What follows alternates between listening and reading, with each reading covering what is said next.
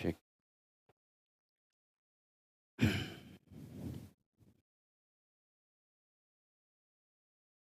Bismillahirrahmanirrahim. Assalamualaikum warahmatullahi wabarakatuh. Innal hamdalillah nahmaduhu wa nasta'inuhu wa nastaghfiruh wa na'udzu billahi min shururi anfusina wa sayyiati a'malina. May yahdihillahu fala mudilla lahu wa may yudlil fala hadiyalah. أشهد أن لا إله إلا الله وحده لا شريك له وأشهد أن سيدنا ونبينا محمدا عبده ورسوله لا نبي بعده اللهم صل وسلم على نبينا محمد وعلى آله وصحبه ومن اتبعهم بإحسان إلى يوم القيامة أما بعد. Para hadirin kaum muslimin muslimat yang dirahmati Allah Ta'ala. Sebelumnya marilah senantiasa kita panjatkan puji dan syukur hanya kepadanya atas segala limpahan nikmat-Nya kepada kita, terutama sekali nikmat iman, Islam dan sehat afiat.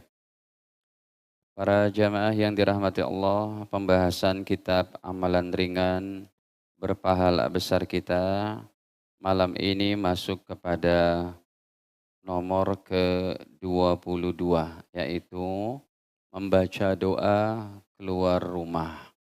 Tentu sesuai dengan temanya. Sudah bisa ditampilkan? Belum bisa.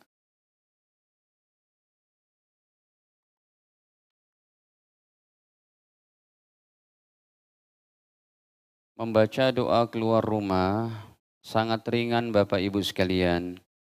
Ya, riwayatnya daripada Al-Imam Abu Dawud rahimahullah yang derajatnya pun adalah hadis yang sahih, bahwa dari sahabatnya Anas bin Malik radhiyallahu anhu, anna Nabiya sallallahu alaihi wasallam qaal, sesungguhnya Nabi bersabda, idza kharaja ar-rajulu, apabila seseorang keluar min baitihi, dari rumahnya, baik mau ke kantor, ke tempat pekerjaan, mau ke kampus, mau ke pasar, pokoknya keluar dari rumah, ya. Kemudian dia baca doanya sangat ringan dan Bapak Ibu juga sudah hafal semuanya. Bismillahi tawakkaltu 'alallahi la haula wala quwata illa billah. Dengan menyebut nama Allah, saya bertawakal kepadanya dan tiada daya dan upaya kecuali tanpa pertolongan Allah Ta'ala. Doa yang menjadi sunnah setiap hamba Allah keluar dari rumahnya, ini teramat ringan. Tetapi Allah berikan kepada seseorang yang membacanya dengan beberapa keutamaan. Bahkan ada 4 itu, ya. Yang pertama, yuqalu hina idzin, maka pada saat itu ya ia dikatakan dia mendapat janji dari Allah. Yang pertama, hudita, kamu dibimbing selalu oleh Allah. Yang kedua adalah wa kufita, rezekimu dicukupi oleh Allah. Yang ketiga adalah wa wuqita, kamu dijaga daripada perkara-perkara yang tidak baik. Ya, dari pencurian, dari dizolimi, dari kecelakaan, dari ini itu. Yang keempat, fatatanahallahu syayatin, syaitan pun menjauh. Jadi 4 macam keutamaan dari doa yang sangat ringan ini, doa yang sangat mudah ini. Ya, cuma dengan baca bismillahirrahmanirrahim. Apalagi kalau mau berangkat kerjanya ditambah dulu dengan berwudu, sholat dulu 2 rakaat di rumahnya, baik sholat hajat atau sholat duha atau sholat syukur wudunya yang dia habis berwudu. Para jamaah dirahmati Allah, ada seseorang dia berangkat dari kantornya, dari rumahnya menuju kantor, dia jaga wudu nih. Orang yang jaga wudu itu adalah mendapat suhbah para malaikat. Ya, malaikat selalu bersama dia. Makanya sangat istimewa sekali di zaman sekarang ada orang berangkat ke kantor, berangkat ke pasar, berangkat ke kampusnya, ke sekolahnya, ya, dengan apa? Dengan menjaga air wudhu. Yang lebih unik lagi ketika dia dalam keadaan baru 10 menit keluar berkendara, kemudian batal wudhunya, buang angin lah atau gimana. Dia sementara mau cari dulu tuh, cari pom bensin, cari masjid, cuma hanya numpang berwudhu. Itu sangat istimewa. Inilah amalan-amalan yang menjadi penguat rohani kita Bapak Ibu. Ya, makanya amalan-amalan yang ringan ini yang kita kerjakan tanpa ada perasaan ingin dipuji, ya, tanpa ada perasaan ingin menjatuhkan orang lain. Amalan besar itu kalau ilmunya besar, ada perasaan-perasaan begitu berat. Ya, atau kayak perdebatan gitu ya. Itu kan berat gitu ya. Ada perasaan begini begitu. Oke, kalau saat itu dia bisa menjaga emosional rohaninya. Tapi kalau setelah itu dia ngedumel lah ini itu. Yang rusak jadi amalan kita aja. Nah ini sekalipun ringan Bapak Ibu, ya kita tekuni. Kapan kita berangkat, bacalah bismillahi tawakkaltu 'alallah. Yang pertama, hudita, diberikan petunjuk, dibimbing. Yang kedua, kufita, rezekimu dijamin. Yang ketiga, wawuqita, kamu dijaga dari kecelakaan. Yang keempat, fatatana halahu syayatin, syaitan pun menjauh. Sehingga kata Rasul, ada satu syaitan sudah menghampiri hamba Allah ini. Kata syaitan yang lain, mas mau kemana kamu? Kata syaitan ini, mau ganggu si Anu, si Fulan. Kata syaitan yang satunya, bagaimana kamu bisa ganggu dia? Ya, bagaimana kamu bisa mengganggu dia? Dia sudah dijaga oleh Allah. Dia sudah dibimbing sama Allah. Karena dia keluar rumah baca bismillahi tawakkaltu 'alallah. La haula wala quwata illa billah. Gitu ya. Para jamaah yang dirahmati Allah, begitu mulianya amalan sunnah ini, dan hadis ini riwayat Imam Abu Daud, derajatnya adalah sahih. Ustadz, dari mana kita tahu derajat hadis? Dari ulama. Ya, ada dalam kitab-kitabnya, kitab takhrij, dalam kitab-kitab terutama yang papan atas ya, bukan yang orang-orang sekarang. Orang-orang sekarang ini tidak, terbaiknya adalah kita mengikuti yang abad ke-9 ke bawah itu. Yang pada zaman keemasan ilmu hadis, terutama pada abad ke-7, ke-8, yang Allah ciptakan hamba-hamba Allah yang mampu menghafal 100.000 hadis, menghafal 500.000 hadis, yang sekarang sepertinya sudah tidak ada lagi. Baik, oh sudah bisa. Hadirin, yang nomor 23, seorang pezina memberi minum anjing diampuni dosanya. Ya, ini tentunya kalau kita lihat dari secara zohir hadisnya saja seperti itu. Ada rasa kasih sayang kepada makhluk-makhluk Allah. Padahal anjing ini najisnya najis apa? Mughalladhah. Najisnya najis berat. Dalam madhab Imam Syafi'i diantaranya wajib kalau ada wadah kita atau gelas, ember, ataupun sarung kita, baju kita terjilat oleh anjing, maka apa? Untuk dicuci 7 kali. Ya, ihdahunna biturab. Yang 1 kalinya dengan apa? Dengan tanah suci. 6 kalinya baru dengan air. Tapi dengan sebab wanita ini, kita baca hadisnya. Hadis ini ada dalam Sahih riwayat Al-Imam Bukhari, ya, Al-Imam Muslim dan yang lainnya, bahwa dari sahabatnya Abu Hurairah radhiyallahu anhu, sahabat mulia, ini pakar hadis ternama yang paling banyak menghafal daripada hadis-hadis Nabi sallallahu alaihi wasallam. Qala Rasulullah sallallahu alaihi wasallam, Nabi SAW bercerita, bainama kalbun yutifu biraqiyah. Raqiyah ini artinya sumur, ya mirip-mirip sumur begitu.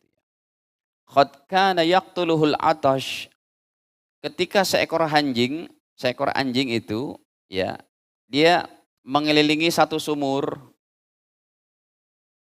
kehausan, hampir mati karena kehausan. Dia menjulurkan lidahnya pun susah, takut kecemplung, ya. Kemudian dia muterin terus saking hausnya. Idra'athu baghiyun min baghaya Bani Israel. Kemudian ia didapati oleh seorang wanita dari wanita PSK, wanita pelacur Bani Israel. Fanaza'at muqaha, dia copotlah sepatu selopnya itu. Kan sepatunya itu depannya apa? Ada kayak yang bisa diambilkan air, jadikan gayung gitu ya.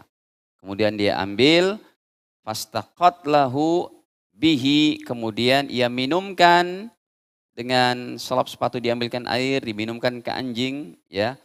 Fasaqathu iyahu faghufira laha bihi. Hadirin, kemudian dia minumkan dan Allah mensyukuri perbuatan baiknya ini, Allah kasih hidayah kepadanya. Kemudian dia bertobat kepada Allah Ta'ala dan diampuni dosanya. Jadi wanita ini sudah berhenti dari pekerjaan yang tidak diridhoi oleh Allah Ta'ala itu dengan sebab diantaranya memberi minum seekor anjing. Ya. Hadirin, untuk masalah anjing, di antara umat Islam ini masih ada yang pelihara anjing dalam rumah. Jangan hadirin. Yang boleh kita pelihara itu selain anjing dan babi. Ya, apalagi anjing-anjing yang cakep-cakep, orang Islam. Ya, wanita di rumahnya pakai jilbab. Ini dalam mayoritas madhab para ulama, berat orang yang punya anjing di rumah itu amal solehnya setiap hari berkurang. Satu kirot. Ya, contohnya dalam banyak hadis disebutkan, ya, manittakhadha kalban atau maniqtana kalban, siapa orangnya dari umat Islam, umat Nabi yang memelihara anjing, ya, yang bukan anjingnya itu bukan untuk security, bukan untuk jaga tanaman, jaga ternak, maka ini hadisnya contohnya. Hadis semacam ini ada dalam riwayat Imam Bukhari Muslim ya Bapak Ibu. Ya. Sayang nih ibadah kita jadi apa? Jadi kalau anjing itu berada di dalam rumah kita, rumah orang Islam, dia tidur bareng, dia sholat, tempat sholatnya di situ, air liurnya kemana-mana serumah. Aduh repot. Ya. Hadirin para jamaah dirahmati Allah, Nabi bersabda, maniktana kalban, siapa orangnya yang memelihara anjing. Ya, la yugni anhu zar'a, anjingnya tidak dipakai bukan untuk anjing memelihara tanaman, wala dor'a, memelihara daripada ternak, atau kalau ada orang Islam nih kayak dia mau pelihara anjing, sebenarnya masih boleh, harus mengerti caranya. Jangan anjingnya tidur bareng sama dia, masuk ke dalam area sholat dia, tapi anjingnya letakkan di mana? Di luar, buatkan rumah di paling ujung begitu. Ya, saya lihat Bapak Ibu kan di Jeddah itu, kalau kita lagi ke Laut Merah, dulu ya ketika masjid terapung belum ditutup, itu kalau kita pagi-pagi dan hari Ahad, hari Sabtu ke situ, atau hari Jumat ya pas liburnya, itu biasa itu ada suaminya berjenggot cakep, istrinya pakai cadar, bawa anjing herder itu. Ya, artinya mereka ngerti hukumnya, anjingnya nggak masuk ke dalam rumah. Dan hadirin, punya anjing boleh, bahkan dalam kitab Hayatul Hayawan, dalam kitabnya tentang kehidupan hewan-hewan, anjing disebutkan sebagai salah satu binatang yang paling setia kepada majikannya. Bahkan ada dalam satu peristiwa, majikannya diserang oleh macan, oleh harimau, dia pun berani itu tetap menggonggong lah dia begini. Cuma ada hukumnya. Siapa yang memelihara anjing bukan untuk penjagaan tanaman ataupun bukan penjagaan untuk peliharaan, naqasa kulla yaumin min amalihi qirat. Maka amal solehnya berkurang setiap hari 1 qirat. Ini kalau satu kirotnya satu gunung Uhud, sholatnya habis, baca Qurannya habis, kan repot Pak. Tapi di sini Imam Nawawi yang kami baca, beliau berkata satu kirot itu adalah amalnya, amal solehnya setengah habis. Ya, berat ini anjing. Anjing apa? Hukumnya berat. Bapak Ibu, selain anjing dan babi boleh dipelihara, tapi ya jangan ekstrim-ekstrim juga dong. Pelihara di rumah ular kobra. Mana king kobra pula. Emangnya Panji si petualang gitu ya. Kalau itu sih emang dia tujuannya ada untuk apa tuh? Untuk observasi ataupun untuk pemeliharaan gitu ya. Tapi kalau enggak ini jangan yang ekstrim-ekstrim lah. Ya. Pelihara di rumah apa? Peliharanya buaya.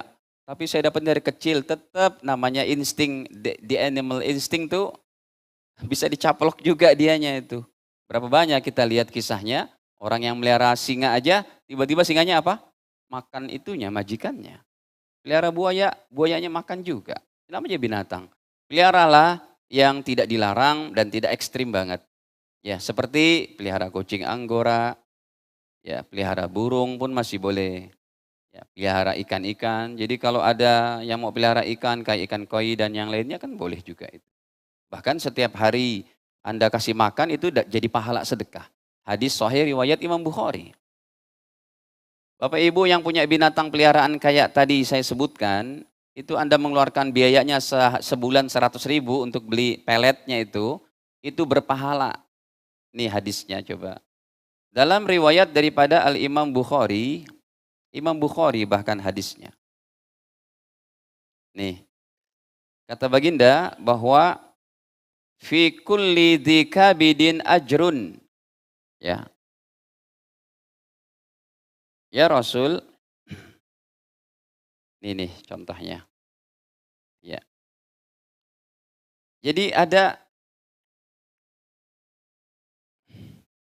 ya Rasulullah wahai Rasul, sahabat berkata, wa inna lana fil bahaim la ajra.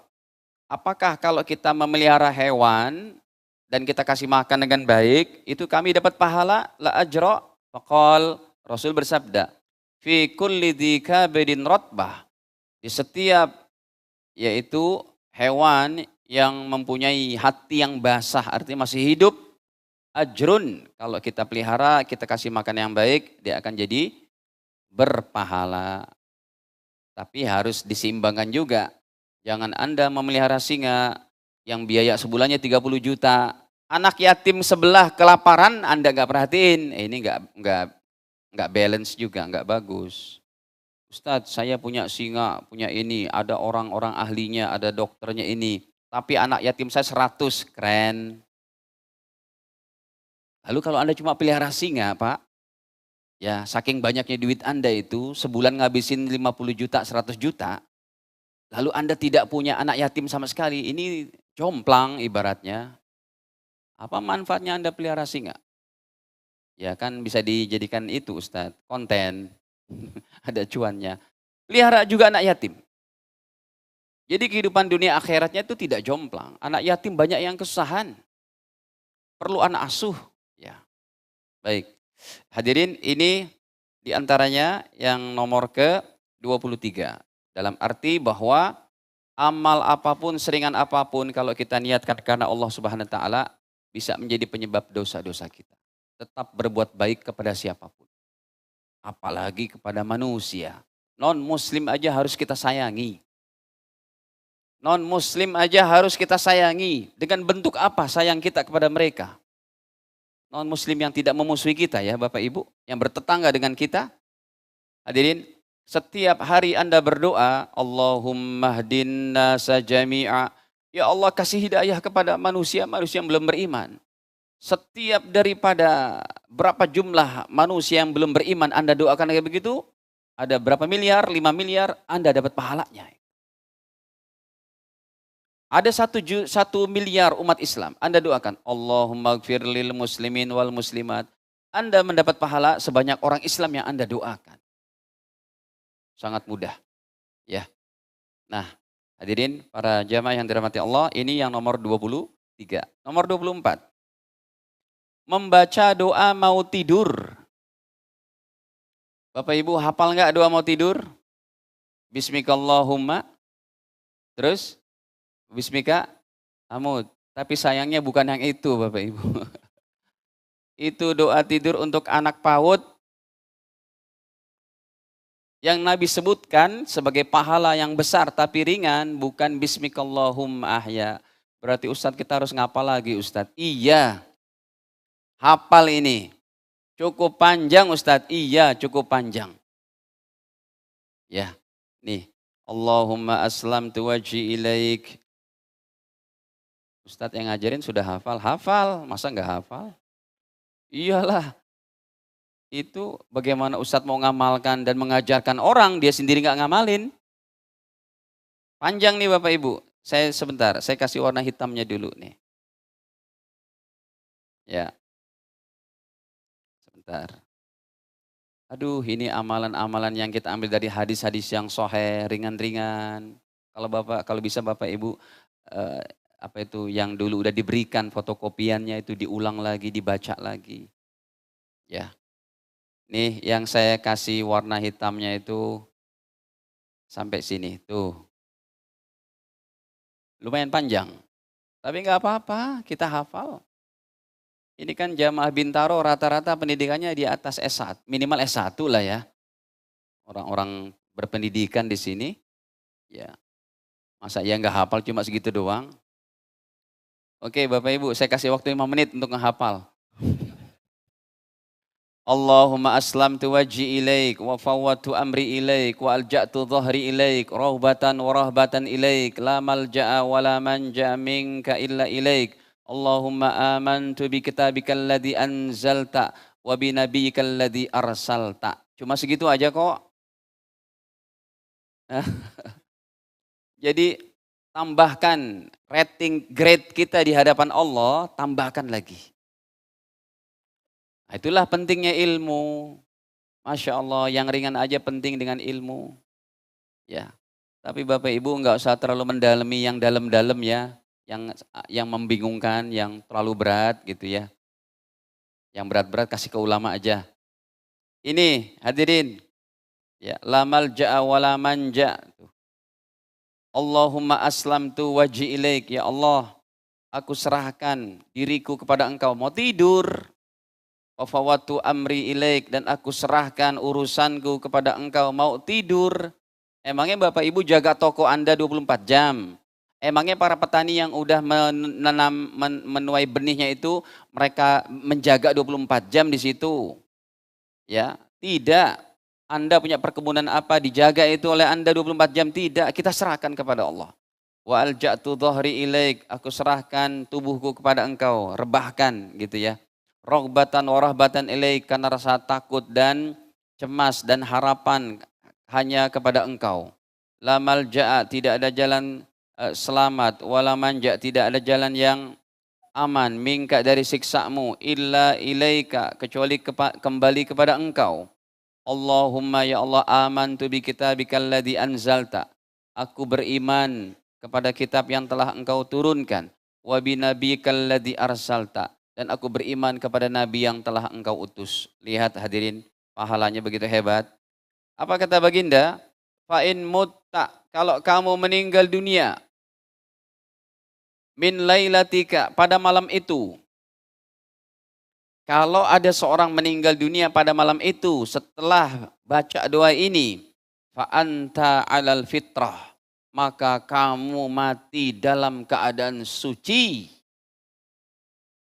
Suci hadirin. Sahih Bukhari hadisnya. Ya. Makanya doa seperti ini perlu kita hafal. Pak Ustadz, saya nggak hafal, boleh nggak baca dari handphone? Boleh, silakan. Ya, Bapak Ibu belum, Anda sudah foto belum tuh?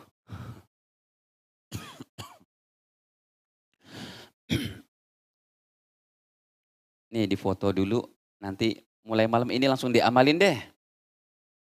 Gimana? Diamalkan ya, difoto, dibaca. Nanti kalau istri tanya, Bang kenapa sih mau tidur masih pegang handphone? Ini saya baca hadis Bukhari nih. Ya, baru ngaji tadi dari MRBJ ini.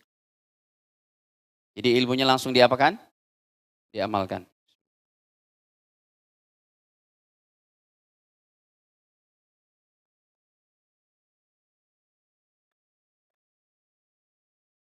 Hadirin, doa yang lain untuk doa tidur, adab tidurnya, atau dari urutan pertamanya, Bapak Ibu usahakan, ini pun hadisnya diawali dengan berwudu ya. Kata Rasul, kalau kamu mau pergi ke tempat tidur, berwudu dulu. Jadi ini diawali dengan wudu. Ustadz, bagaimana kalau wanita sedang berhalangan? Berwudu juga, sekalipun gak bisa sholat. Mengamalkan sunnahnya. Sebab dengan berwudu itu ada, coba aja kalau bapak-bapak lagi habis kerja tuh. Ya, jam 11 siang udah kerja ini. Pas kita mau sholat berwudu, seger lagi nggak? Seger. Allah berikan kebaikan dari berwudu itu. Adab sholat yang pertama berwudu, adab tidur yang pertama berwudu. Yang kedua, sholat dulu 2 rakaat. Ya, sholatnya apa Ustadz? Bisa sholat syukur wudu, apalagi ditambah dengan sholat taubat. Ya, kemudian baca doa tadi yang paling ringan, yang anak-anak PAUD. Tapi kenapa Ustadz tidak menyampaikan doa yang anak-anak PAUD ini? Bismikallahumma ahya bismika amut. Karena tidak masuk dalam kategori tema kita. Kita membawakan tema adalah amalan ringan berpahala besar. Yang tadi Rasulullah tidak menjelaskan pahalanya. Itu bedanya. Tapi tetap sunnah. Baca tuh. Yang ketiga baca bismikallahumma ahya. Kemudian yang keempat, mau tidur baca apa lagi? Baca subhanallah 33, alhamdulillah 33, Allahu akbar 34. Atau Allah akbar 33, baca terakhirnya la ilaha illallah wahdahu la syarikalah. Ini juga jarang diamalkan. Ya, kata baginda Nabi, kalau kamu tidur, wahai Fatimah, ya, itu gara-garanya Fatimah minta dijadikan pembantu. Lalu Nabi katakan, saya akan berikan kamu lebih baik daripada seorang khodim pembantu atau khodimah. Kata Nabi, bacalah subhanallah 33, alhamdulillah 33, Allah akbar 33, dan terakhirnya la ilaha illallah syarikalah. Kata Rasul, kalau kamu bangun dalam keadaan fresh. Yang kelima, baca doa apa? Ini terakhir dibacanya nih. Yang kelima adalah, yaitu dalam hadis Sahih Bukhari juga, mandi ayat. Oke, yang mandi ayat nih gampang nih bahasa Arabnya aja biar saya tampilkan. Ya, sebab yang tadi itu lumayan rumit. Nih, hadirin, jadi kalau kita mau tidur juga, kata Nabi SAW,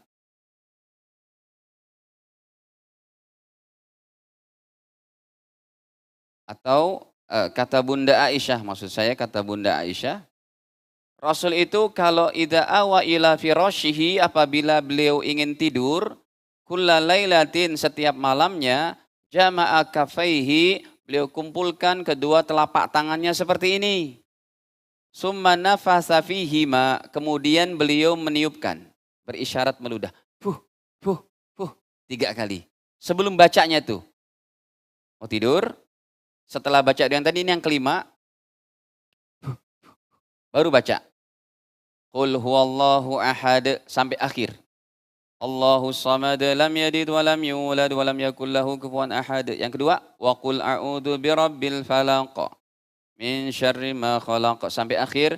Dan yang ketiga, wa qul a'udzu birabbin nasi malikin nas sampai minal jinnati wan nas 3 kali. Udah dibaca begitu, lalu summa yamsah bihima mastata'a min jasadih. Rasulullah mengusapkan ke tubuhnya semampunya, ke seluruh tubuhnya. Udah sekali. Yang kedua, tiup lagi. Puh, puh, puh. Baca. Qul huwallahu ahad. Bismillah, qul huwallahu ahad. Bismillah, qul a'udzu birabbil falaq. Bismillahirrahmanirrahim, qul a'udzu birabbin nas. Usapkan lagi. 3, yang ketiga. 3 kali. Puh, puh, puh. Baca lagi. Ya, hadirin, ini termasuk meruqyah diri kita setiap malam. Kalau anak bayi dan cucu kita yang belum bisa baca ini, doa-doa seperti ini, kita yang buatkan, kita tiupkan. bacakan, usapkan ke bayi kita. Insya Allah dia terjaga daripada gangguan binatang-binatang, gangguan daripada jin nenek-nenek. Ya, ada jin nenek-nenek namanya, mohon maaf nih yang nenek-nenek itu ketawa ibunya. Kenapa ibu ngelihat ke ibu sampingnya itu? Saya bilang jin nenek-nenek. Ini betul loh Bu, kata Rasul, nama jin neneknya itu adalah Ummu Sibyan. Kata Rasul dalam hadis, ya, yattabi' sibyanakum Ummu Sibyan. Bayi-bayi kalian itu diikuti oleh nenek-nenek dari jin. Makanya anak kita kalau tinggal sendiri di kamar kadang oa nangis kayak begitu, itu emang ya ada jin yang ngikutin. Nah, bacain tuh. Itu sebagai tamengnya. Yang keenam, apalagi sunnah untuk tidur, baca surat Tabarok. Pada hafal nggak? Ustadz, kapan tidurnya Ustadz? Lama banget adab tidurnya ini. Ya begitu memang. Rasulullah bahkan baca surat Tabarok. Ya. Oh, jadi kita emang diperintahkan banyak menghafal ya Ustadz? Iya. Ya. Kami kalau mengamalkan itu udah tinggal rebahna aja paling 5 menit. Tabarakalladzi biyadihil mulku wa huwa ala kulli syai'in qadir. Alladzi khalaqal mauta wal hayata liyabluwakum ayyukum ahsanu amala wa huwal azizul ghafur. Alladzi khalaqa sab'a samawati tibaqan ma tara fi khalqir rahmani min tafawut. Farji'il basara hal tara min futur. Tsumma rji'il. Ini saya lanjutkan sampai akhir nih. Sampai 30 ayat. Hadirin, ayat terakhirnya apa? Qul ara'aitum in ahlakani Allah. Qul ara'aitum in asbaha ma'ukum ghawra. Faman ya'tikum bima'im ma'in. Terakhir baru baca yang ini. Allahumma aslamtu wajhi ilaik wa fawwatu amri ilaik wa alja'tu dhuhri ilaik raghbatan wa rahbatan ilaik. La malja'a wa la manja' minka illa ilaik. Allahumma amantu bi kitabikal ladzi anzalta wa bi nabikal ladzi arsalta. Masya Allah Bapak Ibu, amalan ringan-ringan banget. Tapi pahalanya hebat. Kamu mati dalam keadaan suci, fitrah. Ya.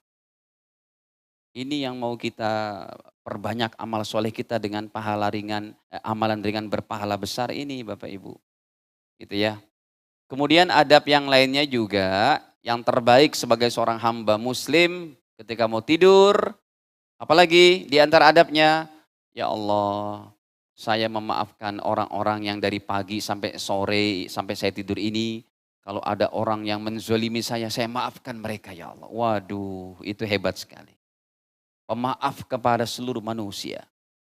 Itu diucapkan sebelum tidur. Makanya sifat daripada orang-orang bertakwa diantaranya pemaaf itu hadirin. Nih coba contohnya.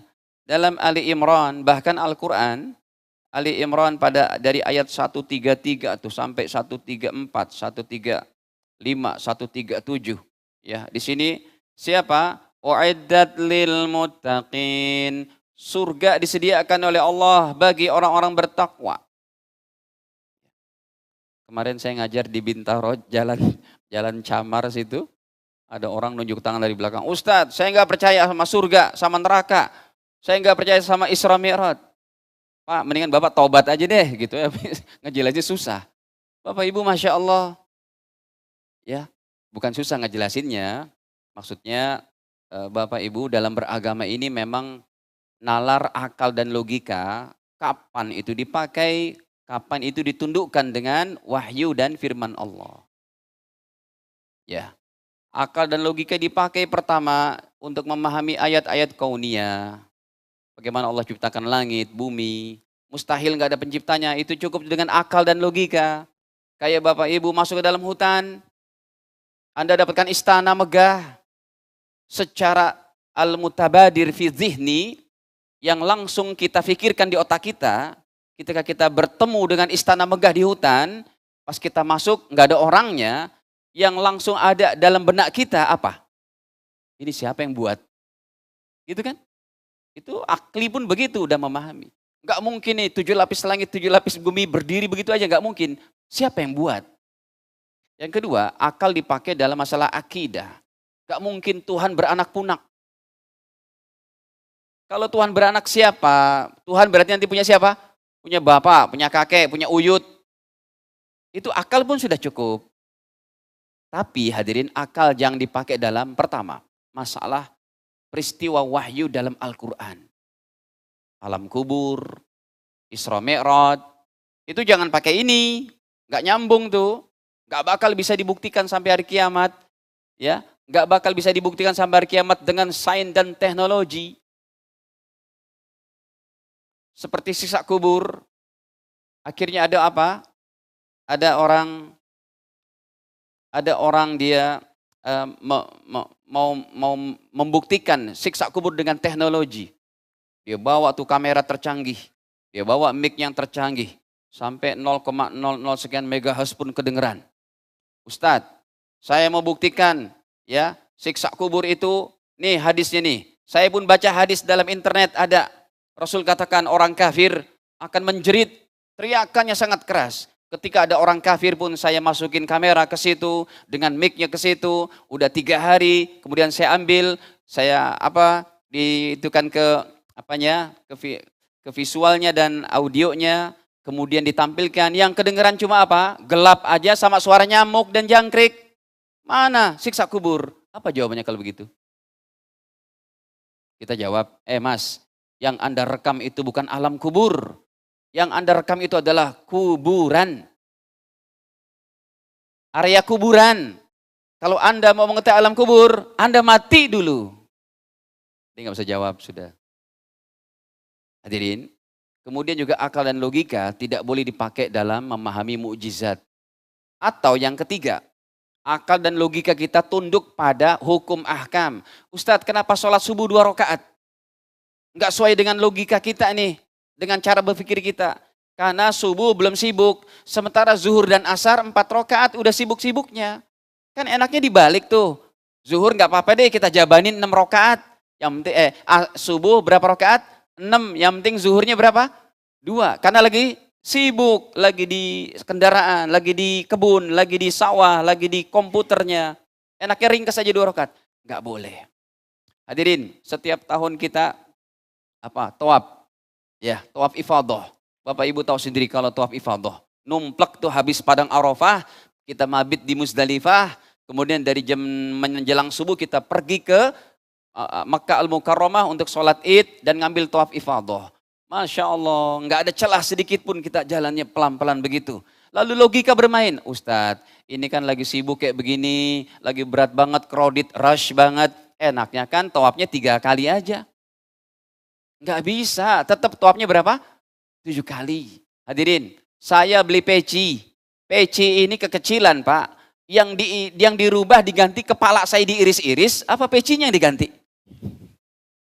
Paham nggak? Ya, Mas Hatta beli peci. Pecinya kekecilan, yang diganti kepala kita. Atau pecinya? Pecinya. Kalau ayat kayak begitu jangan dipahami dengan ini hadirin. Terima saja, itu selamat, sudah. Semudah itu saya beriman ya Allah.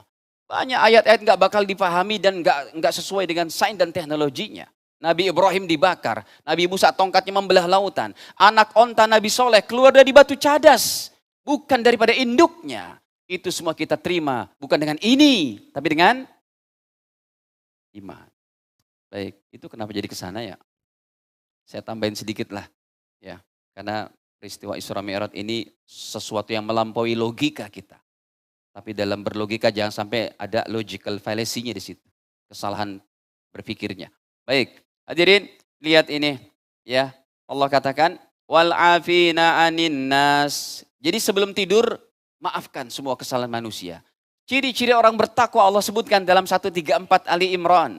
Wal afina anin nas. Pemaaf kepada seluruh manusia. Baik, gitu ya. Kemudian ini isyanya lama banget sih Pak. Kayaknya Ustadz udah ngomong 2 jam gitu ya. Masih lama? Lanjut, nomor 25. Hadirin, niat mati syahid dari hati yang jujur. Silakan diniatkan Bapak Ibu. Ya Allah, kapan-kapan datang perjuangan Islam. Ya, saya niat mati syahid. Kapan datang Imam Mahdi dan Nabi Isa, umur saya masih ada. Saya dengar berita itu, saya akan berangkat ikut juga. Sampai kita meninggal, nggak datang lagi tuh Imam Mahdinya. Dajjalnya belum datang lagi. Nabi Isanya belum turun lagi di kota Damaskus Timur. Di Masjid Menara Putih. Tempatnya udah disediakan. Ayat Qurannya ada, hadisnya ada. Tapi kejadiannya kita nggak sampai ke sana. Lalu kita meninggalnya bukan di mana-mana. Di tempat tidur kita. Di Bintaro ini, di rumah kita. Kata Rasul, Anda mati dalam keadaan berpahala syahid. Mudah. Amalan ringan berpahala besar. Bapak Ibu, siapa yang tidak mau mendapatkan pahala mati syahid? Ini sangat mahal. Sampai berapa mujahidin dulu ketika saya masih ngaji di Pakistan. Kan sampai profesor hadis Sahih Bukhari kami. Itu diantaranya para pembesar dari Taliban gitu ya, salah satunya. Profesor Dr. Mufti Nizamuddin Syamzi. Saya talaki Sahih Bukhari dari beliau. Itu diantaranya orang-orang Taliban. Maksudnya hadirin ya.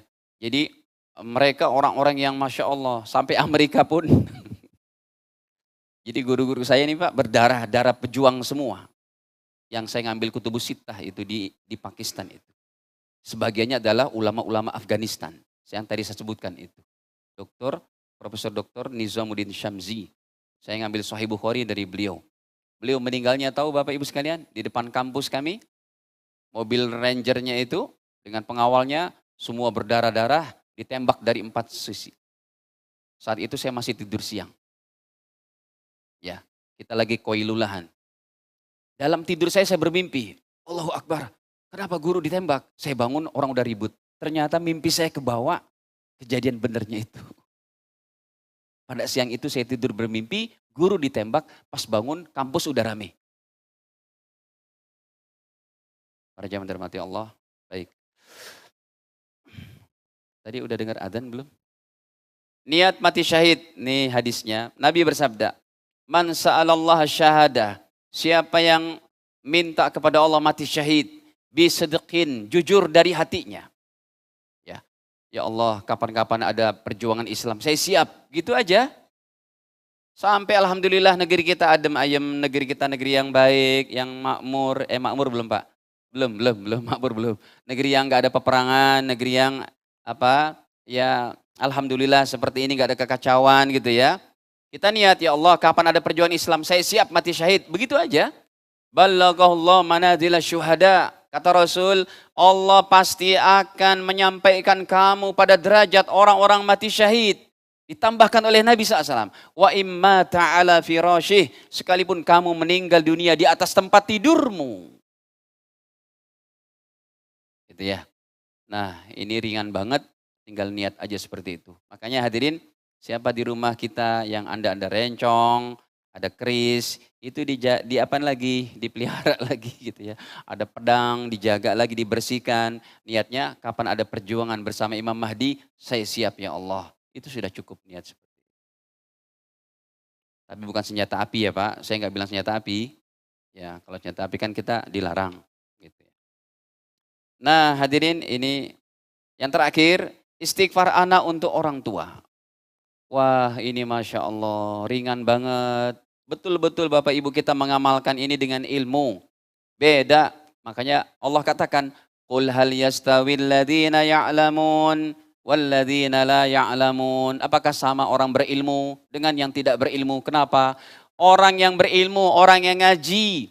Dia kalau berdoa habis sholat aja, Allah magfirli wali walidayya. Satu kali dia bicara begitu, Allah angkatkan bapak ibunya derajatnya di sorga. Sampai orang tua kita di sorga, di alamnya berbicara kepada Allah keheranan. Ya Allah kenapa begini? Kenapa derajat kami naik setiap harinya ya Allah? Ini dari mana? Kami udah gak sholat, kami udah gak puasa. Kenapa derajat kami naik terus?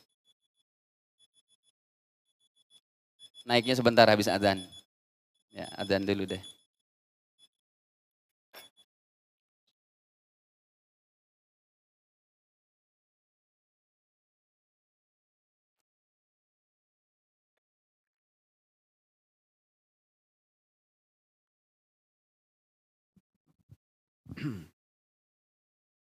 الله أكبر الله أكبر Allahu Akbar, Allahu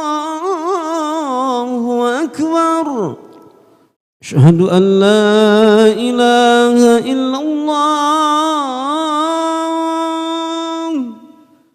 Asyhadu an la ilaha illallah.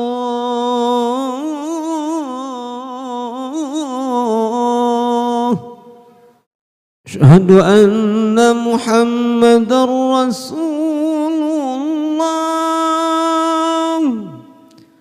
Asyhadu anna Muhammadar Rasulullah.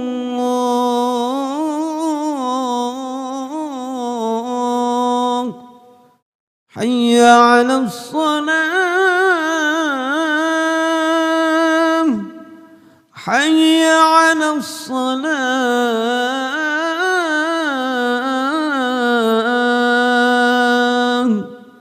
Hayya 'alal falah.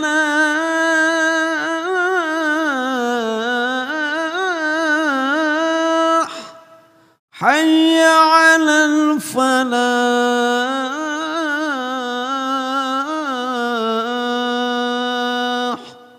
Allahu Akbar, Allahu Akbar. La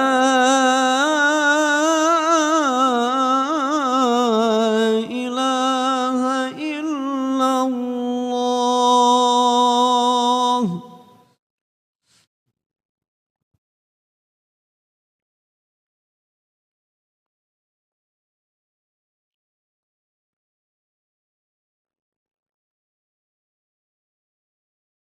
Baik hadirin. Akhirnya orang tuanya itu di alamnya bertanya kepada Allah. Ya Allah, kenapa derajat kami naik terus? Ya Allah, Bapak Ibu sekalian, inilah bakti kita kepada orang tua. Sekalipun udah beda alam, berbaktinya seorang anak kepada orang tua masih berlaku. Hadis ini nomor 10.610 dalam Musnad Imam Ahmad bin Hambal, derajatnya Hasan. Nih coba kita bacakan hadisnya. Tuh ya. Baginda Nabi Sallallahu Alaihi Wasallam bersabda bahwa Innallaha Azza wa Jal, sesungguhnya Allah yang maha perkasa lagi maha agung, la yarfa'u darajata lil abdi saleh. Sungguh Allah akan mengangkat derajat orang tua kita yang saleh. Ustadz, bagaimana kalau orang tua saya nggak saleh? Ya lebih utama untuk didoain. Gitu kan? Orang tua yang saleh aja, apalagi nggak saleh orang tuanya yang dulu jarang ibadah. Doakan sambil nangis-nangis, karena itu sajalah yang bisa membantu orang tua kita, nggak ada lagi kecuali anaknya. Orang tuanya ini diangkat terus derajatnya di mana? Fil jannati, di surga. Fayaqul, saking keherannya orang tuanya, dia bertanya kepada Allah di alamnya. Ya Rabbi, ya Allah Tuhanku, anna li hadhihi. Ya Allah, ini dari mana saya dapatkan? Kenapa derajat kami naik terus ya Allah? Kami udah nggak sholat, kami udah meninggal, udah nggak puasa. Kenapa naik terus rating kebaikan kami? Fayaqul, maka Allah menjawab, bistighfari waladika laka. Ini karena istighfar anak-anakmu untukmu. Anak-anakmu yang masih hidup, yang mereka habis sholat minimal berdoa. Rabbi gfirli wali walidayya, Allah magfirli wali walidayya warhamhuma kama rabbayani shaghir. Habis subuh, habis zuhur, asar, isya, maghrib. Sehari semalam 5 kali, maka Allah angkat derajat Bapak Ibu kita di alamnya 5 tingkat di surga. Ringan banget, tapi perlu ilmu. Yang belum mengetahui, belum dapat. Sekalipun udah mengamalkan.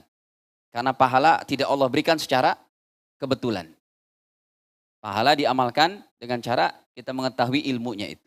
Paling enggak secara global. Ini pahalanya begini nih, udah saya pelajarin. Jadi ada mentakzim kepada hadis Rasulullah SAW. Memuliakan hadis Nabi SAW.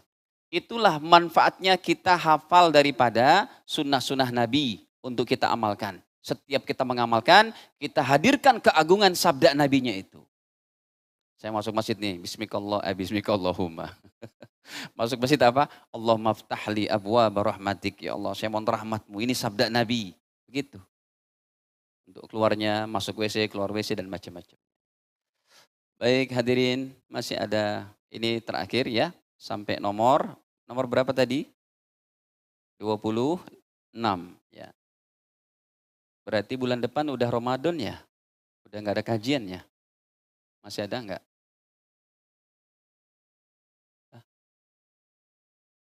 Ya udah ntar kasih tahu deh. Nanti ada Mas Rizky. Ada yang mau ditanyakan Pak? Silakan. Kayaknya Pak Haji terus yang bertanya.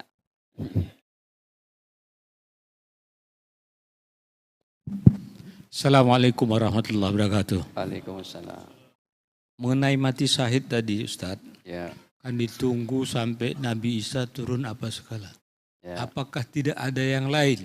Apanya? Sepertinya, seperti apa yang dilakukan oleh Menteri Keuangan sekarang. Kalau dia berhasil, artinya kehidupan di Indonesia ini mungkin berubah. Apakah tidak termasuk syahid itu? Demikian. Assalamualaikum warahmatullahi wabarakatuh. Waalaikumsalam. Sebentar Pak Haji, emang Menteri Keuangan gimana nih? Saya nggak tahu nih. Menteri Keuangan ini membereskan semua yang terjadi korupsi apa di Indonesia ini. Oh gitu. Ya. Apakah tindakan dia itu tidak termasuk mati syahid kalau dia meninggal? Soalnya dia udah mulai diancam ini. Oh ya, kalau untuk kebaikan itu juga dapat pahalanya, sebab dalam hadis Imam Ahmad juga ya termasuk, cuma yang tadi saya jelaskan itu yang paling benernya begitu. Kalau yang ini termasuk masuk juga, cuma ada kaitan dengan hadis yang lain. Contohnya begini, saya bawakan masih riwayat Imam Ahmad. Kata Nabi bahwa al-mujahid man jahada fi ta'atillah. Nah, sekarang kategorinya masuk tidak seperti itu. Ya. Kata Rasul, orang yang berjihad bukan hanya jihad peperangan yang menunggu Imam Mahdi tadi, tapi termasuk jihad menegakkan, memberantas koruptor, memberantas ini itu, memberantas korupsi, memberantas kemiskinan, bersedekah.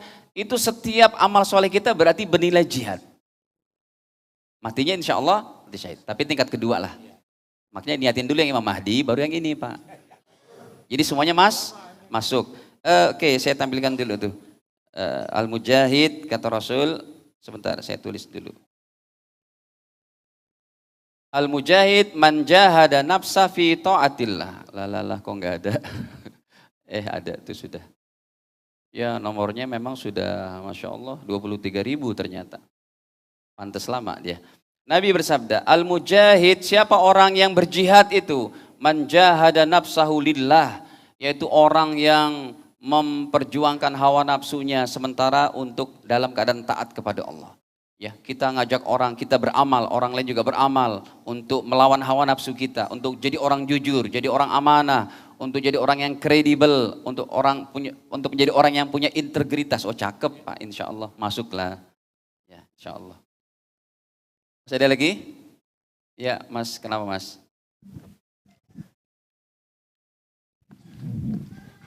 Ibu-ibu nggak ada yang nanya? Ya udah. Bismillah. Assalamualaikum warahmatullahi wabarakatuh. Waalaikumsalam. Ya assalamualaikum warahmatullahi Ustaz. Terima kasih atas materi yang telah disampaikan tadi. Semoga Ustaz dirahmati Allah Subhanahu wa taala beserta seluruh kaum muslimin. Amin. Terkait adab-adab dalam bertidur Ustaz. Yang nomor 7 tadi saya catat. Memaafkan orang-orang yang zalim kepada kita. Saya teringat kisah Abu Bakar As-Siddiq radhiyallahu anhu ketika di Madinah dulu ada fitnah yang tersebar luas tentang anaknya yang berzina. Kemudian beliau punya kebiasaan untuk memberikan sedekah kepada kerabatnya karena yang terindikasi memberikan fitnah itu adalah Sofwan bin Mutta'al kalau nggak salah Ustaz ya. Bukan Sofwan. Sofwan itu yang bersama Aisyahnya. Oh tapi iya. Itu sahabat yang lain. Sofwan itu yang menemukan Bunda Aisyah dalam keadaan bersendirian di tempatnya karena Rasul sudah berjalan dengan iring-iringan. Oh, iya, nah. Rasulullah menyangka Aisyah sudah berada di ontaknya gitu. Karena saat itu Bunda Aisyah masih kurus, masih langsing. Iya. Terus kemudian turunlah ayat kemudian suruh memaafkan. Betul. Dan akhirnya dan itu kan faedahnya adalah nggak mudah ya Ustaz kita dalam kondisi misalkan difitnah seperti sedemikian rupa. Sedangkan kita itu sadar diri ya, kita jauh dari para salafus soleh, sahabat, kemudian tabi'in. Nah gimana kita tuh punya sifat yang memaafkan dan kiat-kiat apa yang bisa kita usahakan Ustaz? Karena kita sejatinya kan lemah. Jangan terlalu jauh dari para sahabat. Jadi maksudnya antum kalau ada orang punya salah mau bales gitu ya? Enggak, ya berusaha sih memaafkan ya, cuman karena kapasitas saya. Pak, kalau mau bales tetap boleh, ada ayatnya. Iya. Fa'in aqabtum fa'in uqibtum fa'aqibu bimisli ma uqibtum bih. Ya. Kalau kamu mau bales silahkan, tapi yang sesuai ya. Kayak Anda majukan ke pihak berwajib, kemudian biar dia jerak, itu bagus. Tapi kalau Anda memaafkan, kata Allah bahkan dalam ayatnya itu, kalau Anda memaafkan, fahuwa khairul lissabirin, itu lebih baik. Jadi peringkat memaafkan kayak Sayyidina Abu Bakar itu.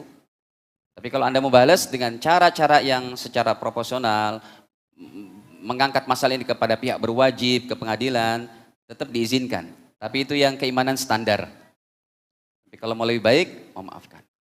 Makanya ada orang yang dihutangi 500 juta, dia mau masuk surga ini tanpa hisab bahkan. Nyelonong aja deh masuk surga, kata Allah. Sebabnya apa? Ini orang memaafkan hutang orang lain. Padahal kalau dia tagih Pak, ya itu boleh, standar. Ya, tapi lumayan 0,5 miliar. Itulah tingginya di situ derajatnya. Itu ya, tapi ayatnya udah adzan ini. Itu kurang, kiat-kiatnya. Yang pertama, di mana saja kita berada selalu hadirkan keagungan Allah. Ya Allah, ini keagungan Engkau. Yang kedua, ikuti sunnah Nabi. Yang ketiga, contohlah perilaku orang-orang soleh dan bergaul dengan mereka. Yang keempat, senantiasa kita ikhlas dalam beramal. Nanti akan memudahkan untuk memaafkan itu. Yang kelima, ya Allah berikan hakikat kepada saya sifat yang terpuji ini. Yang kita doakan minta hakikat kepada Allah.